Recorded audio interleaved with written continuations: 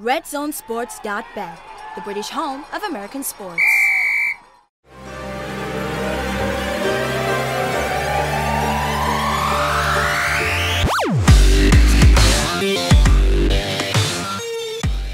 Hello and welcome to Sportsheads, and we're here in conjunction with redzonesports.com, and make sure you check in and you check them out. But I'm here. I'm joined today by my man, the guru himself, Mike Carlson, and we're going to discuss as many things about the National Football League as we can. But you know, one of the things we want to start off with, Mike, is so many times in the league they always talk about, when you talk rookies, running backs, quarterbacks. Let's go a little bit different. Let's talk rookies that are making an impact that are not quarterbacks or running backs. You know, it's been so long since we worked together. I feel like a rookie here. Oh, yeah, now, you are. Don't worry myself, about it, man. You know. But a couple of guys I'd like to talk about would be defensive backs, because a lot of the things with rookies, you have to have the opportunity to play. Yep. You know, it's not that you're necessarily a better or worse player. It depends on your situation in the team. And one of the guys who's had an opportunity to play, two of the guys, Josh Jones with the Eagles, who's a big safety who can basically play both safety positions. And the Eagles are so thin at corner that they're going to play a lot of what they call big nickel with three safeties defending. Now,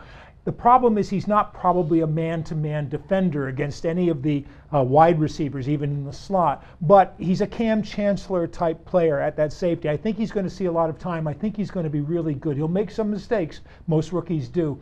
The other guy who'll probably make fewer mistakes, because I think he's a little bit more polished, is Malik Hooker at the Colts, another safety who's forced to play. And when you're playing safety for the Colts, you know you're going to have a lot of guys running at you because the guys up front just don't do a good job of stopping. But they're two guys who really have stood out for me so far. Two guys that jump at me are Jonathan Allen with the Washington Redskins, playing both the tackle and the defensive end. And that Skins defense, far better than what it was last year. People now are starting to have to take a notice of that. And J.J. Watt's little brother, T.J. Watt, who, I mean, he missed last game because of a groin injury, but the first two games, especially the first one, made an impact, 6 tackles, interception, 2 sacks. You know, I like the way these guys are on the defensive side of the cover. And a lot, you know, T.J. Watt, like JJ, and even more so, not that heralded coming out of college, but has a lot of the same skills his brother does. Allen's a great call because they switched their defense this year. New coordinator, new system, went to a 3-4, and just like you said, Allen gives him that flexibility. He can play that end outside and get a little pass rush in that 3-4. If they move him inside, he's a disruptor in the middle. Speaking of rookies, what about rookie coaches? You know, Sean McVay, but for me, the two Seans jump out at me. Yeah, absolutely. Sean McVay and Sean Dermott. Yeah. This is why I love working with him. Yeah, see, we think alike. That's how it goes. Yeah. Sean McDermott came in, and I was worried a little bit for Buffalo because he was really trying to revamp the whole roster to make it like a Carolina roster, but it's worked really well. He knows his defensive system. He knows what kind of guys will fit it, and it requires a little bit less responsibility, especially in the defensive backfield. So he doesn't need a Stephon Gilmore back there. They can save a lot of money by getting rid of him and still be effective. And Sean McVay, they had a decent defense in Los Angeles. They've switched styles too. They've gone from the 4 to the 3. So some of the guys are still out of position. Wade Phillips will work around that. But Sean McVay, you've seen the difference with Jared Goff almost immediately. He's made life easier for Jared Goff, who's got a lot of talent, but needs to be in a system right now that protects him until he's grown a bit and maybe gets a bit better. I look at both of them, you know, we're starting with McVay on how it's so important for him to be successful to win the battle of L.A. And right now, they are winning the battle of L.A. We're talking about the Rams and the Chargers. You know what? They're going to win it. Yeah. I mean, almost regardless of what happens, because the Chargers aren't going to be doing anything to challenge them, I don't think. And also Sean McDermott, where he came in, you know, you get rid of Sammy Watkins, and everybody's thinking, oh, he's getting rid of this other guy, he's getting rid of other. But then he's saying, you know, look at Sammy Watkins. One day he has a great game. Next thing you know, he's injured again. And they say the best ability is availability, and that's the #1 problem he had with Sammy with the Buffalo Bills. Not that he wasn't a good player, is that most of the time he wasn't available. And you know, they've stood by Tyrod Taylor. You know, they basically said, look, you're the #1, and you're going to play. They've tried to make the offense more suitable for his talent, but he has undoubted talent. and they're trying to get the best out of him, and that's what the mark of good coaches. You don't ask players to do what you know they can't do. Yep. You try to make the system simple so they can function within it. Well, let's stay with the quarterback position. We're going to still stay with rookies, but what about Deshaun Watson? Had a tremendous game. I mean, he was there. Almost had your boys doing the Patriots on Sunday. I mean, Tom did his thing, but I thought the Deshaun Watson was fantastic. Yeah, and of course his biggest skill, what made that game, is his maneuverability in the pocket, which was his big skill coming out of Clemson as well.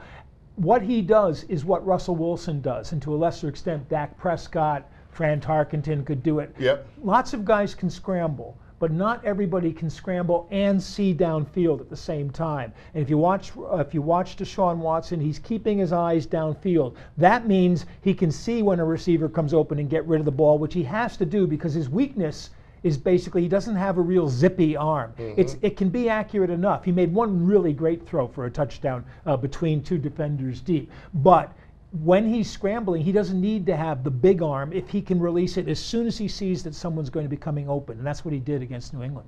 On the running back position, the Kansas City Chiefs lead the National Football League 162 yards a game running the football, but they're led by a rookie, Kareem Hunt. Do you see him being able to continue this throughout the rest of the season? Yeah, I mean, you always look, injury is a problem, but he doesn't have a history of injury, so that's good. Rookies tend to hit a rookie wall, too, because they're not used to playing the 16-game season, so we'll see. But in Kansas City, he doesn't have to be the guy who's totally carrying the offense because Andy Reid mixes things up so well. Sometimes he's running, sometimes he's receiving, sometimes Tyreek Hill is coming in. They've got a great tight end in Jason Kelsey, so they have different options they can go to.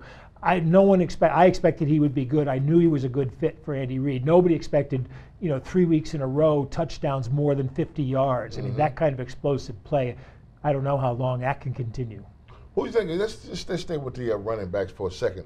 Leonard Fournette. Your thoughts on the youngster from Jacksonville? It's funny because we were doing the game on radio, and Tony Boselli was doing it on the Jags network, and we were using their feed. And Tony wanted Fournette in all the time. He wanted him to be getting 30 to 35 carries a game. And I think they're smart not to do that because, again, they don't want him to hit the wall. They don't want to risk as much industry. He's a real talent. He runs hard. He's got a good bit of quickness to him. He puts his shoulder down. Reminds me a bit in style of a Marshawn Lynch or a Jay Ajayi for that matter. He will break that first contact almost every time, and he doesn't shy away from that first contact. But he's not just a straight ahead runner. So the question for them is, how much do they have to go to the bell cow? And if they can do what they did last week, which was to get Blake Bortles involved mostly by moving him around rather than sitting him in the pocket. They got a decent performance from Chris Ivory the week before. Their wide receivers are still pretty questionable, and that's really, do they really have to go to Leonard Fournette? But he is a talent. He's Mike Carlson, the guru. I'm Kevin Cadle, and we thank you for joining us on Sportsheads. And remember to check in Red Zone Sports. They are the ones. redzonesports.bet, the British home of American sports.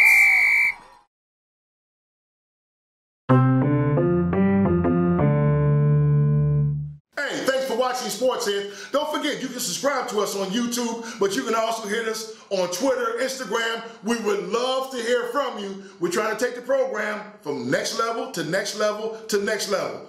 Enjoy.